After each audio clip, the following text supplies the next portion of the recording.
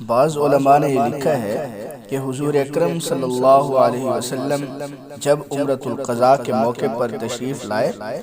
کیونکہ آپ صلح حدیبیہ کے بعد مقام حدیبیہ سے واپس چلے گئے تھے اور معاہدہ یہ ہوا تھا کہ آئندہ سال آ کر عمرۃ القضاء کریں گے۔ تو اللہ کے نبی جب عمرۃ القضاء کے لیے تشریف لے آئے اور تمام صحابہ موجود تھے اور حضرت امیر معاویہ رضی اللہ تعالیٰ اسلام قبول کر چکے تھے، تو جب وہ نبی کریم صلی اللہ علیہ وسلم کی زیارت کے لیے تشریف لائے تو اللہ کے نبی نے عجیب اعزاز سے حضرت امیر معاویہ رضی اللہ تعالیٰ کو نوازا۔ آپ نے فرمایا ادعو معاویہ، صحابہ حضرت امیر معاویہ کو بلاؤ۔ تو صحابہ نے حضرت امیر معاویہ رضی اللہ تعالیٰ کو بلایا۔ تو جب حضرت امیر معاویہ تشریف لے آئے تو رحمت للعالمین صلی اللہ علیہ وسلم نے فرمایا کہ معاویہ کینچی لے آؤ، معاویہ میری حجامت بناؤ۔ تو حضرت امیر معاویہ نے استفسار کیا، پوچھا آقا کیوں؟ آپ نے فرمایا اس لیے کہ میں عمرہ کر چکا ہوں، اس لیے میرے بال کاٹیں۔ چنانچہ تمام صحابہ کرام رضوان اللہ تعالی علیہم اجمعین کے ہوتے ہوئے رحمت للعالمین صلی اللہ علیہ وسلم نے ایک خادم ہونے کی حیثیت سے حضرت امیر معاویہ رضی اللہ تعالیٰ کو یہ خدمت سونپی، اور حضرت امیر معاویہ نے ایک خادم ہونے کی حیثیت سے یہ کام سر انجام دیا۔ اور اللہ کے نبی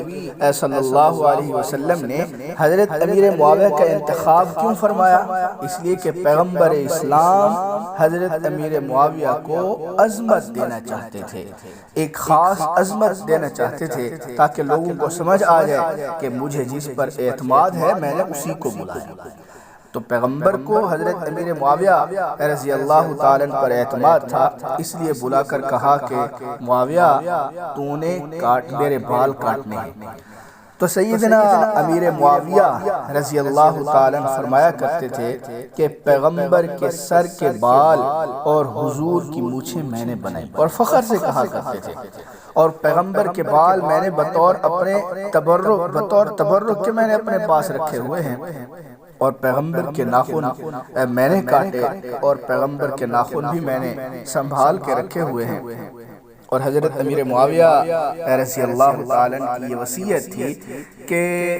وہ فرمایا کرتے تھے کہ جب میری وفات ہو جائے تو یہ وصیت ہے کہ عمرۃ القضاء کے موقع پر اللہ کے نبی نے خوشی میں آ کر جو مجھے کرتا عنایت فرمایا ہے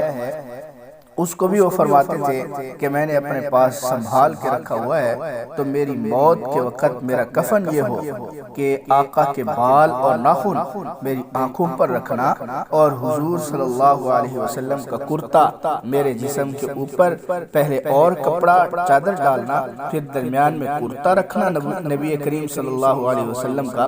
اور پھر اس کے بعد اور چادر میرے اوپر ڈال دینا۔ تو حضرت امیر معاویہ رضی اللہ تعالیٰ کو اللہ کے نبی نے یہ اعزاز دیا کہ آپ نے ان سے خدمت لی، اپنے بال کٹوائے، اور پھر اللہ کے نبی نے اپنا کرتا ان کو ہدیے کے طور پر دیا، اور حضرت امیر معاویہ اس کو اپنا اعزاز سمجھتے تھے اور فخر کے طور پر کہتے تھے کہ میں نے اللہ کے نبی کے بال کاٹے ہیں، اللہ کے نبی نے مجھے کرتا ہدیہ کیا ہے، اور وصیت کیا کرتے تھے کہ مجھے اسی کرتے کے ساتھ کفن دینا۔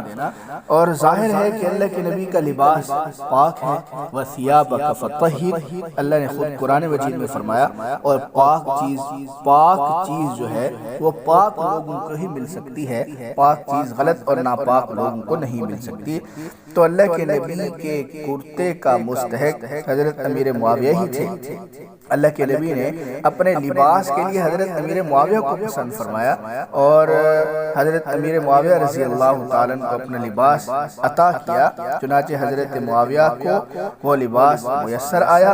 اور یہ حضرت امیر معاویہ رضی اللہ تعالیٰ کی خصوصیت